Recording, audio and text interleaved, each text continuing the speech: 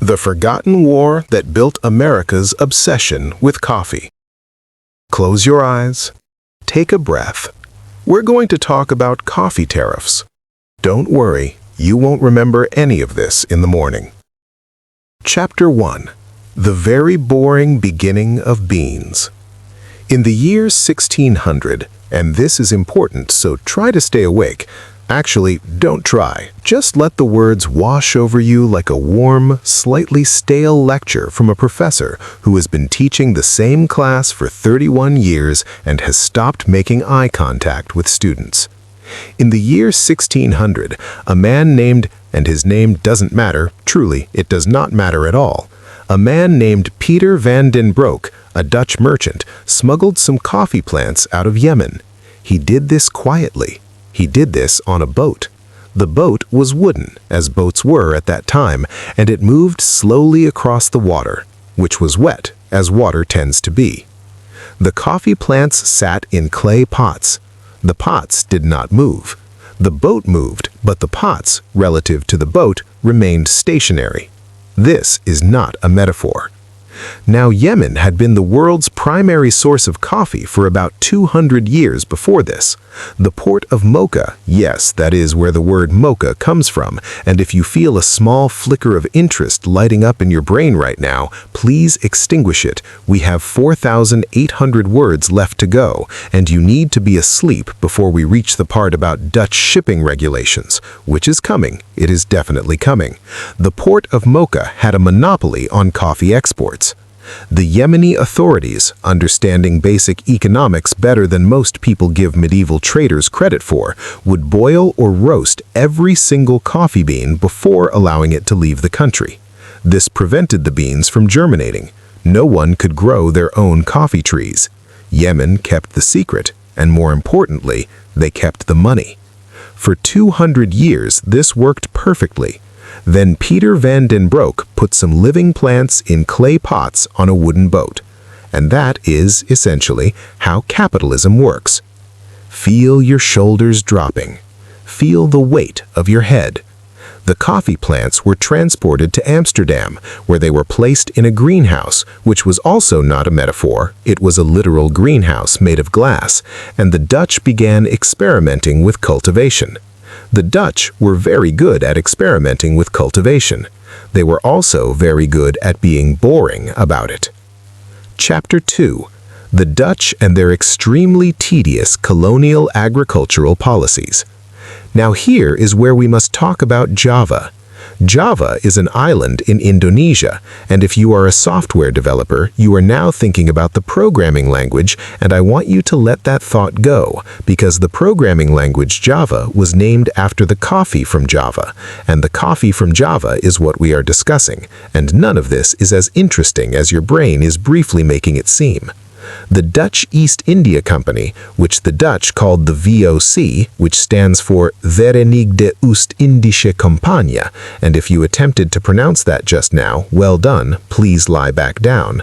The Dutch East India Company was one of the first multinational corporations in human history. It had its own military, it had its own courts, it had its own jails. It also had an absolutely impenetrable bureaucracy that generated paperwork at a volume that historians still find somewhat alarming. In 1696, the Dutch planted coffee in Java. The first crop failed because of an earthquake. The second crop succeeded.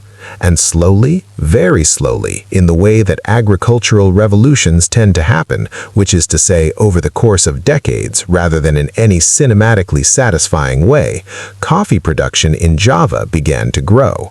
The Dutch shipped this coffee back to Europe. They logged every shipment. They logged the logs of the logs. There are records sitting in Dutch archives right now that describe in painstaking detail the weight of individual coffee shipments from 1712, not approximate weight, exact weight, in units of measurement that no longer exist. A historian named, her name is not important, you are getting sleepy, a historian who spent 14 years studying these records said in an interview that reading them felt like being slowly submerged in warm oatmeal. She meant this as a criticism, but for our purposes tonight, this sounds wonderful. Breathe in. Breathe out. You are being submerged in warm oatmeal. It is fine. You are safe. Chapter 3. Coffee arrives in America, which takes longer than you'd think. Here is something that Americans are not taught in school, possibly because it is not very exciting, but also possibly because American history education has certain gaps in it the size of, say, the entire colonial period of everywhere that wasn't Boston. Coffee did not become the dominant American beverage because Americans loved it. Coffee became the dominant American beverage because Americans hated the British. Let us back up. In the early 1700s, the American colonies were tea drinkers, serious tea drinkers. Tea was imported from Britain, and Britain imported it from China and India, and there was a whole elaborate trade system that moved tea from a bush in Fujian province to a cup in Philadelphia. And this system involved, at various points, Dutch intermediaries, British trading licenses, colonial import duties, smaller colonial import duties, arguments about the smaller colonial import duties, pamphlets about the arguments about the smaller colonial import duties, and eventually a man named Samuel Adams. Samuel Adams was a brewer by trade, which most Americans know because there is a beer named after him. What is less commonly discussed is that Samuel Adams was, by most accounts of his contemporaries, not a particularly good brewer. He was, however, an excellent agitator. In 1773, a group of colonists, some of them dressed in unconvincing Native American costumes, and this detail is historically documented, they were not good costumes, several eyewitnesses commented on this, threw 342 chests of British tea into Boston Harbor. The tea was from the British East India Company. It was worth, in today's money, approximately $1.7 million. It sank. This event is called the Boston Tea Party, and you learned about it in the 3rd grade. And I am not going to make it interesting, I am going to make it as flat as possible, like a pancake, but a very thin pancake, the kind that doesn't have any excitement in it. After the Boston Tea Party, drinking tea became politically complicated. Drinking tea meant you supported the British Crown. Drinking tea meant you were a loyalist. Drinking tea meant that at social gatherings, people might give you a long look, the kind of look that preceded being run out of a colony. And so, almost overnight, Americans switched to coffee. Not because coffee tasted better, not because coffee was more available, but because coffee was not tea, and not being tea was, at that particular moment in history, the primary qualification required for a beverage to succeed in the American market. This is, if you think about it, and please don't think about it too hard, we're trying to wind down here, a remarkably on-brand American origin story. A nation that defined itself largely by what it was against, rather than what it was for, drinking a beverage it chose primarily because it was not the beverage of its enemies. America has been drinking coffee every morning since 1773, and a significant portion of that consumption has been motivated on some deep cultural level by a grudge. Chapter 4.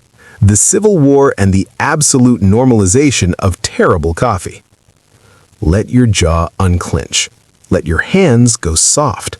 We are now in the 1860s, which is a period of American history that most people find either very interesting or very depressing, and either way tends to keep people awake, so I am going to approach it from the angle that no one ever approaches it from: coffee logistics. During the Civil War, Union soldiers were given a coffee ration. This was not a small ration. Each Union soldier received approximately 36 pounds of coffee per year. This is a lot of coffee. The coffee was roasted whole bean because grinding was considered the soldiers' problem, and indeed it was. Soldiers ground their coffee using their rifle butts. They used canteen halves. They used rocks. They used other soldiers' rocks when their rocks were unavailable. There was a device called the coffee mill gun, which was a rifle with a hand-cranked coffee grinder built into the stock. The United States Army purchased a number of these. They were not popular. Soldiers did not like having a coffee grinder where a rifle butt should be, and their feelings about this were documented in letters home that have been preserved in archives, where they can be read by historians who have made certain choices about how to spend their careers. The Confederate Army, by contrast, had very limited access to coffee. The Union naval blockade cut off Southern supply lines, which meant Confederate soldiers went without. Confederate diaries from the war are full of references to coffee substitutes: chicory, acorns, rye, sweet potato, dandelion root. A Confederate general named Leonidas Polk, and this is a real name, he was a real general, he was also an Episcopal bishop, which is not relevant but is the kind of detail that makes history feel like it was written by someone who was not taking it entirely seriously. General Polk reportedly said that the Confederate Army's greatest hardship was not the cannon fire or the disease or the marching. It was the absence of coffee. Whether this is true or apocryphal depends on which historian you ask, and most historians will answer you at length in ways that will not help you sleep. What is documented is this. During the war, there were informal truces along certain parts of the front line, where Union and Confederate soldiers would trade with each other. The Union soldiers had coffee. The Confederate soldiers had tobacco. And so, in the space between two armies trying to kill each other, men would row out to the middle of rivers in small boats and exchange coffee for tobacco. This happened regularly. Officers on both sides generally looked the other way. There is something in this story, some small, exhausting truth about human beings that I will not articulate because articulating it would wake you up. Instead, just let the image sit there. Two boats, a quiet river, men who would be shooting at each other by morning, trading coffee for tobacco in the dark. The river was dark, the water moved slowly, the boats were small.